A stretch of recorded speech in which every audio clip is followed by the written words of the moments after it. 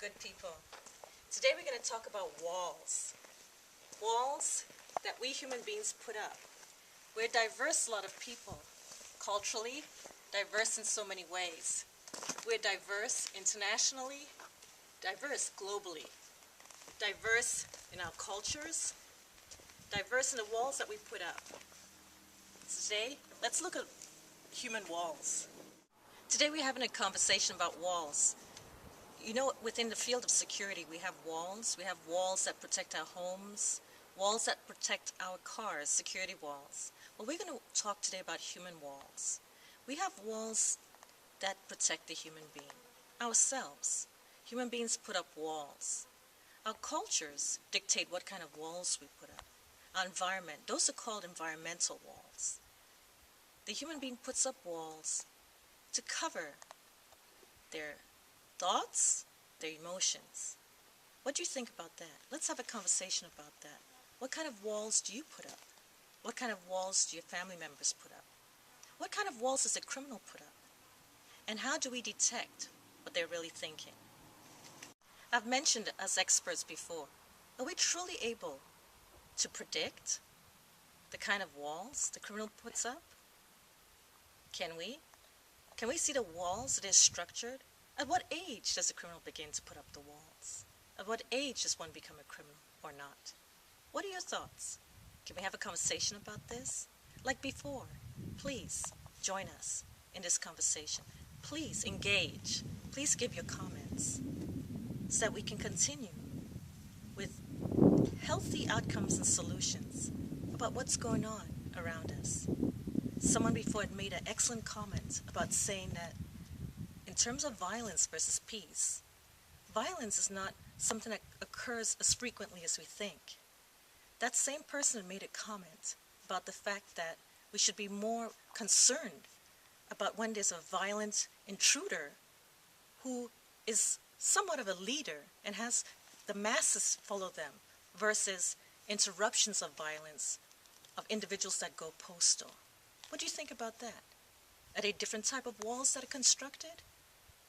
Please join the conversation. On this YouTube video, please make your comments. We want to know your thoughts.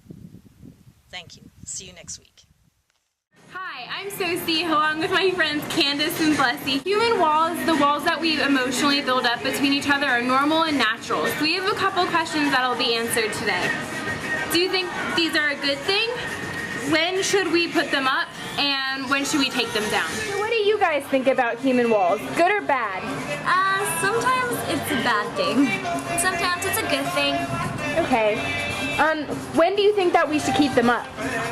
I think whenever it's going to affect our emotions to the point that we can't handle it, we should definitely put them up because you don't need to freak out like that. I think you should start off by putting walls up, and then as soon as the person slowly gains your trust, you take down your walls slowly because you can get hurt. Okay, so Candace, when do you think that we should take them down? I usually don't put them up, so I have issues with choosing a spot to put them up, but taking them down, I don't really have them up, so. Gotcha, so they're never up to then down. And you, Blessy?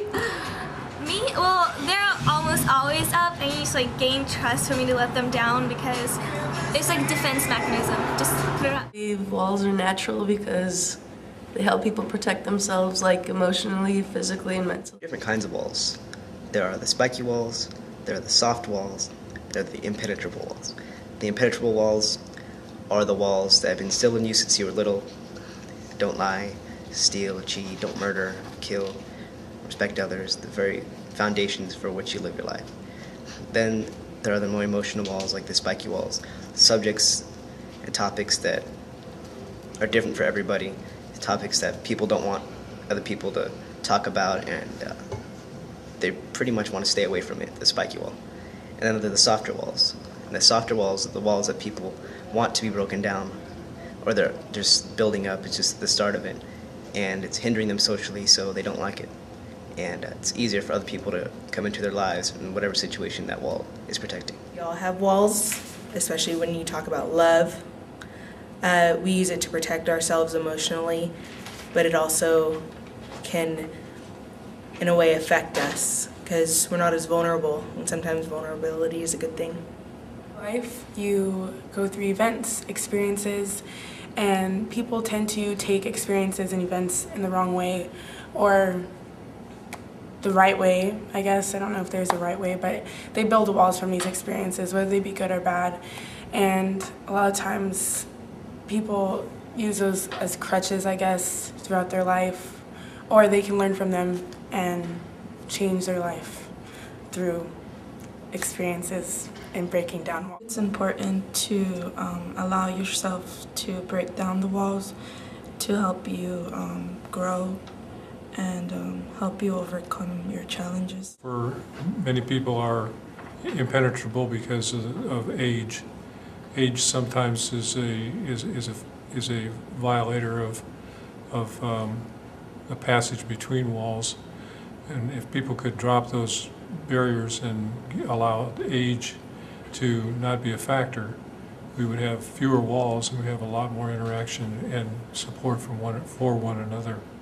I think that all people, no matter what race or religion or ethnicity, all have walls that they use in order to protect themselves and who they are. Everyone in the world has personal walls that they've established for themselves, depending on their experiences in life, depending on culture, race, religion. Everybody's walls are different. The density of their walls may vary depending on their experiences in life, whether they've had negative experiences with others or positive. The thickness of the wall is also different. It's good to have walls, though, because it decides at what level others may penetrate and get to know you, get through to you, or it also may decide what your personal values are, what you will and what you won't do. And walls are important because they establish personal boundaries. Well, the walls, your culture, philosophies or ideas, how do you feel about that?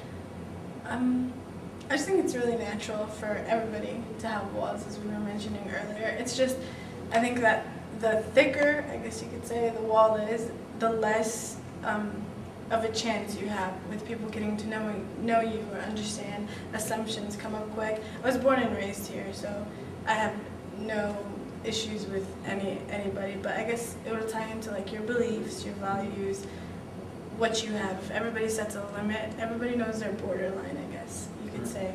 If I have a limit, I know what not to pass. Well, I think walls are developed at a very early age. I guess in infancy and childhood is when they're, starting to be established. And I think at that age, especially infancy, the infant's not really focused on like the culture or like other, like the outside world. I think they're more focused on what they know and themselves. And like I said earlier, most people despite culture, despite religion, despite anything like that, I think most people have the same basic intrinsic values as humans. And if an infant was abused or if an infant was treated very well, the density of the walls may be subject to change. Mm-hmm. And well, and as you say, actually, the thing is that you have